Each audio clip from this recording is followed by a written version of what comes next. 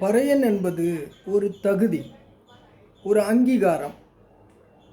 அந்த அங்கீகாரம் ஒரு இளைஞனுக்கு எப்போ கிடைக்குது அப்படின்னாக்கா, அவன் குடும்பத் தலைவனாகும்போது தாய்மாமன் பரிவட்டம் கட்டுறாங்க. தாய்மாமன் கையால் பரிவட்டம் கட்டப்படும் நிகழ்வுக்கு அப்புறம்தான் அவன் பறையனாகிறான். ஒரு குடும்ப பொறுப்பை ஏற்று குடும்பத்துக்கு தலைவனாகிற பிறகுதான் பறையனாகிறான். அந்த பரிவட்டம் அப்படிங்கிறது இன்றைக்கு தெரிஞ்சு போச்சு. பறைவட்டம் அப்படிங்கிறது தான் அதனுடைய உண்மை. பறைவட்டம் அப்படின்னா சூரிய வட்டம்.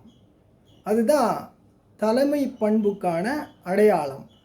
அப்போ பிறந்து இளைஞனாக வளர்கிற காலத்தில் ஒரு மனிதன் பறையன் கிடையாது. அவன் குடும்ப தலைமை பொறுப்பை ஏற்ற பிறகுதான் அவன் பறையனாகிறான்.